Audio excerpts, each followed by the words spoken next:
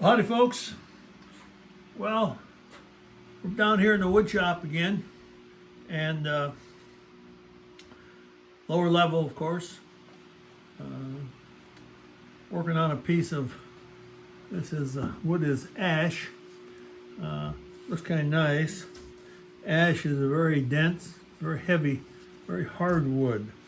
So this piece of wood is part of the part of a tree in my backyard that was damaged in the derecho 2 years ago, but it didn't fall all the way to the ground, so it kind of hung on the side of the tree for a couple of years, and finally about a month ago we had a pretty good gust of wind and it took it down. And I kind of liked it because it's got areas here that have weathered over the last couple of years, and you can kind of see how stringy the wood is, which makes it characteristic of ash. Baseball bats are made of ash because they don't break easily. Anyway, I'm getting ready to turn this, and I mentioned to upper management, of course, that I'd be doing this, and the chairman says, "Well, aren't you about ready to close up the shop?"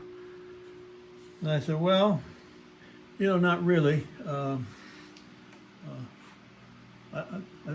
think about it, but and we get a lot of requests, but we're going to keep on going here." And he said, "Well, at least you could, make a project out of something that the wood kind of looks nice." And I said, "Well, see, that's where you and I differ.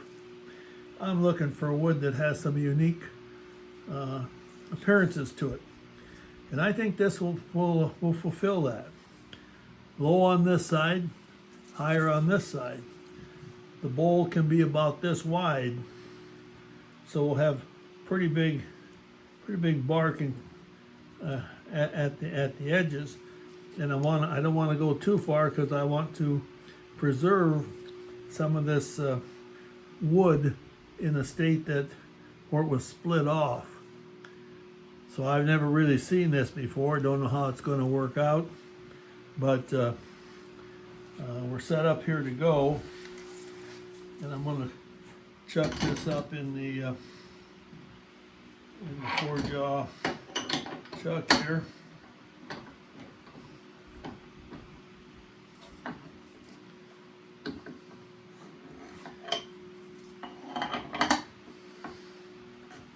Like so many of these pieces that never get round, they're never completely in balance. So we're going to get some vibration. So I'm going to bring the tailstock up here, and for added support, at least to get started. And we'll come around here with the cutting tool, and we'll try not to go any further than about there, and see how much of this we can save. I want to try and save some of this wood right in here. So let's get started here.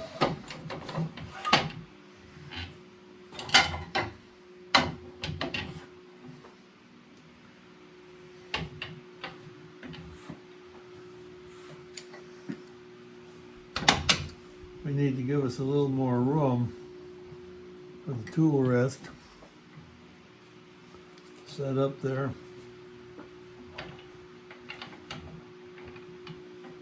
Let's see how much we need. More than that.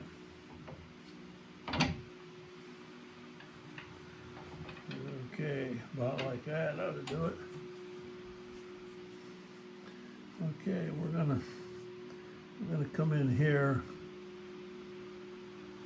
We're going to start in here and just work our way out, because I don't want to take too much off. All right, let's see what we can do. Got my safety glasses on, my head covering, and got my smock on, zip it up, keep the wood shavings out from under my shirt, and I got my face shield. Put my glove on, and I think I'm gonna try and use this Robert Sorby. We're not gonna be able to go too long with this because we can't get the angle for the cut because of the live center tailstock. But I think we can get enough to get started here. So,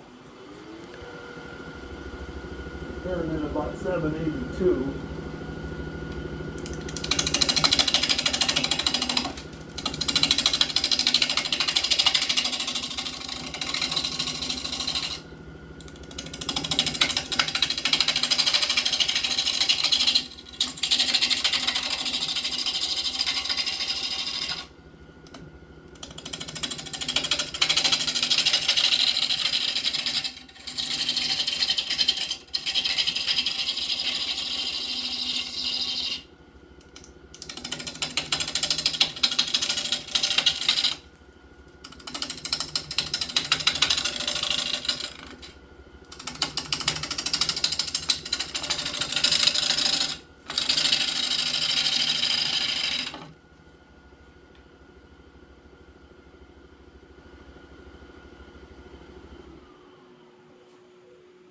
So far, so good.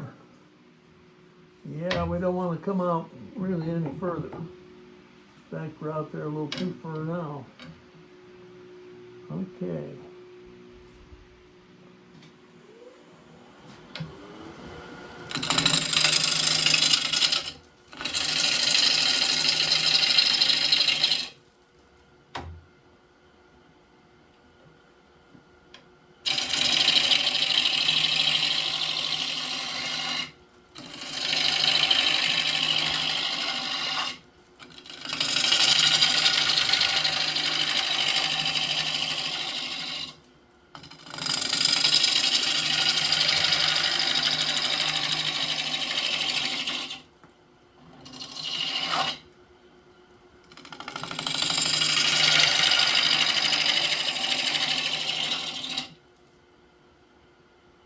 Well, let's see what it looks like here.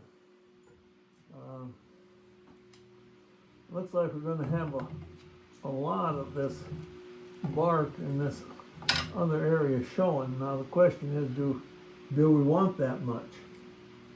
I don't know. Perhaps if we go any further, we're going to start having a void over here. The other alternative would be to cut some off at the ends. I don't usually do that, but it's a possibility.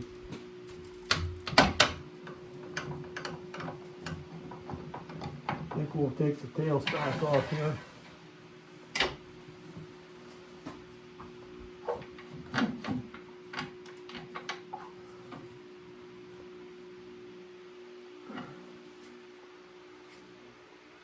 See if we can cut that center out of there.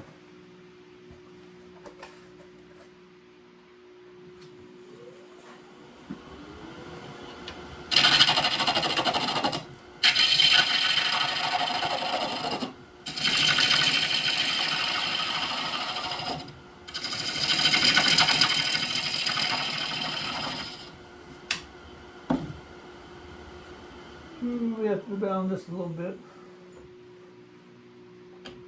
We can get that plug out of there.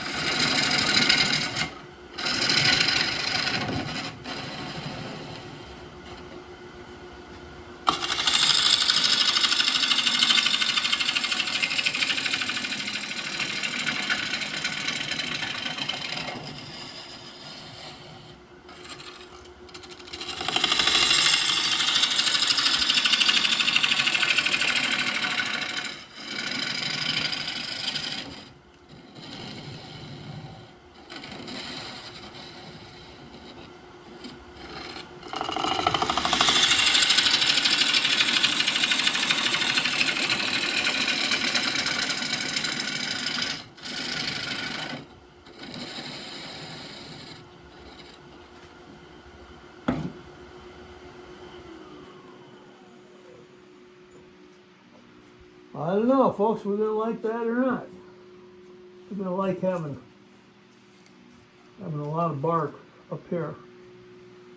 It's gonna be kind of different. I'm suspecting that it'll be all right.